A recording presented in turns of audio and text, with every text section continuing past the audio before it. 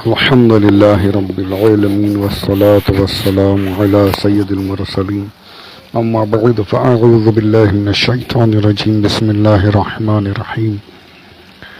میرے ساتھ مل کر پڑھیں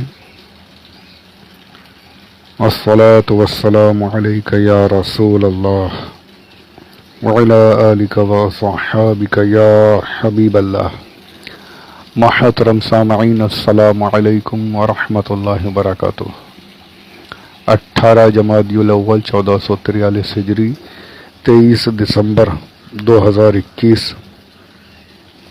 یوم الخمیس جمعرات تھرسڈے. پارہ پہلا الف لام میم، سورہ دوسری البقرہ، آیت نمبر 36.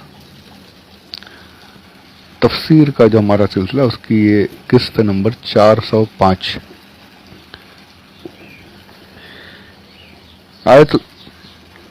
آیت مبارکہ کے بارے میں کچھ باتیں جو کہنی تھیں وہ مکمل ہو چکی ہیں.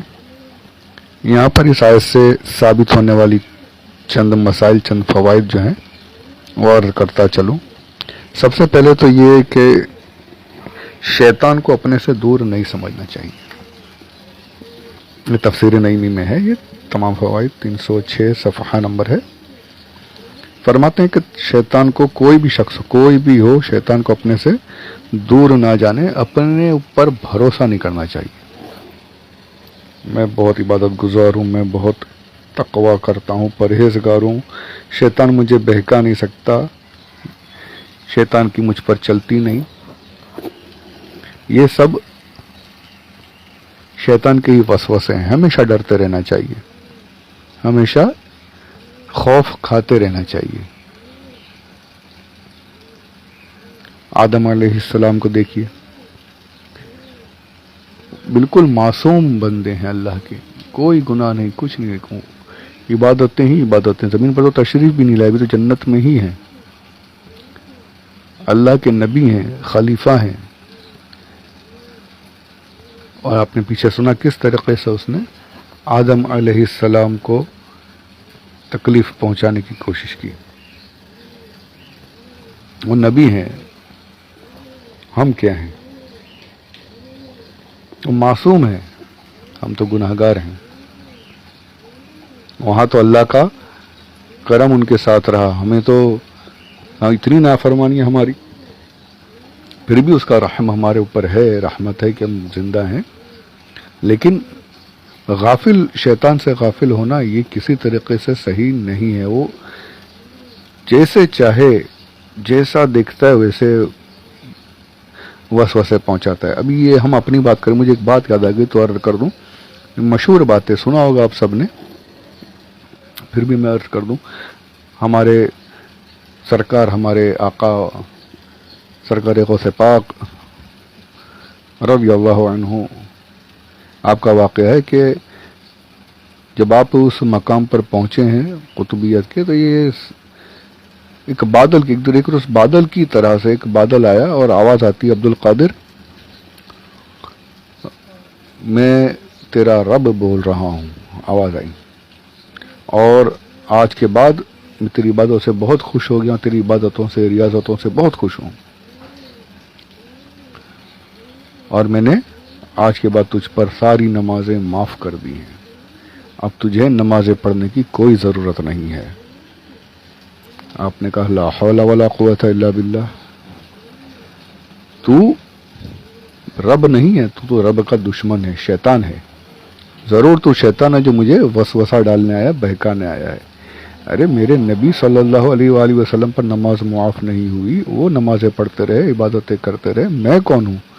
ان کے در کا غلام، مجھ پر نماز معاف ہو گئی، تو یقیناً شیطان ہے. لاحول. تب یہ جو اس کی شکل تھی اس میں حاضر ہوا، اور عبد القادر پھر وسوسہ، پھر دیکھیے وسوسہ ڈالتا ہے پھر سے.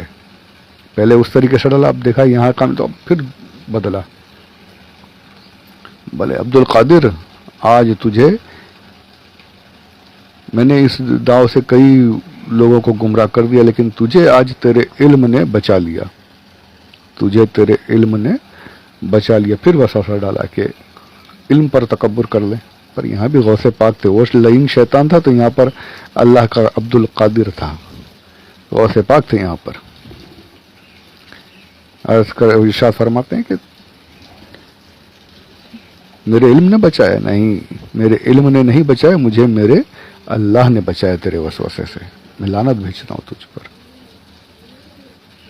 تو یہ کہتا ہے پھر میں ہار گیا عبد القادر, میں تجھ سے ہار گیا. فرماتے ہیں کہ تو کیا ہارا, میں اب بھی تجھ سے ڈرتا ہوں. سرکار غوث پاک کا واقعہ ہے, یہ میں سرکار غوث پاک کے زیادہ تر واقعات جو ہے میں جب بھی انشاءاللہ عرض کرتا ہوں, جو میں نے آپ کی سب سے معتبر کتاب ہے بہجت الاسرار, جو میں نے اس میں پڑھے اسی سے بیان کرتا ہوں. آج یہ بہت کچھ لوگ سنا رہے ہیں, ہمارے اپنے لوگ ہی سنا رہے ہیں, بہت سی باتیں جو لا یعنی ہوتی ہیں اور ہمارے اوپر سنیت پر اعتراض کرنے والی باتیں ہوتی ہیں. میں ویسی باتیں نہیں کرتا. یہ میں نے بہجت الاسرار شریف میں پڑھا ہے, تو اس میں ہے یہ واقعہ. تو دیکھیے کیسے شیطان نے سرکار غوث پاک پر بھی مطلب اپنا دام پھینکا تھا, جال پھینکا تھا, اور وہاں غوث پاک تھے. تو سوچئے کہ پھر یہ ہم کیا ہیں. انبیاء کے پاس پہنچ جاتا ہے, اولیاء کے پاس پہنچ جاتا ہے, ہم تو کٹ پتلی ہیں اس کے ہاتھوں کی, جیسے چاہے گھما سکتا ہے. تو اس لیے کبھی بھی شیطان سے غافل نہیں ہونا چاہیے, ہمیشہ دعا کرتی رہنی چاہیے کہ یا اللہ ہمیں اس مردود سے اپنی پناہ میں لے لے, اپنی حفاظت میں رکھ, اور خاص طور پر ہمارے ایمان کی حفاظت میں رکھ. آمین آمین یا رب العالمین بجاہ النبی الامین صلی اللہ علیہ وآلہ وسلم. اچھا, اب آگے دیکھیں دوسری چیز کیا ثابت ہوتی ہے اس آیت پاک سے, کہ جیسا میں نے پیچھے کہا کہ اللہ عز و جل نے جو منع کیا تھا پھل نہ کھانا, تو پھر اس میں پہلے حضرت حوا کے پاس اس نے جا کر کے گمراہ کیا, بہکایا, آپ کو بہکانے کی کوشش کی حضرت حوا کو, اور پھر حضرت حوا نے پہلے کھایا اور آدم علیہ السلام کو پھر کھانے کے لیے تیار کیا. یہ اللہ کی حکمت ہیں. پر یہ دیکھنی چاہیے کہ شیطان کا وار جو ہے عورتوں کے ذریعے سے بہت جلدی ہوتا ہے. حدیث پاک میں یہ بھی آیا کہ عورتیں جو ہیں شیطان کی رسیاں اس سے پھندے بناتا ہے. اور تو پھر یہ تو ہمارے سامنے دیکھیے آپ, عورتوں کے ذریعے سے کیا کچھ نہیں ہو رہا ہے. جو نہیں ہونے والی چیزیں وہ عورتوں کے ذریعے سے ہو جاتی ہیں. مرد یعنی وہ کام کر جاتے ہیں. صرف یہ نہیں کہ دینی کے طور پر, دنیاوی طور پر بھی دیکھیے ہنی ٹریپ اور کیا کیا ہو رہا ہے. عورتوں کے پیچھے سمجھیے کہ سلطنتیں تباہ ہو چکی ہیں. حسن کا جو یہ کھیل ہے یہ بہت خطرناک ہے. شیطان کا بہت بڑا جال ہے یہ.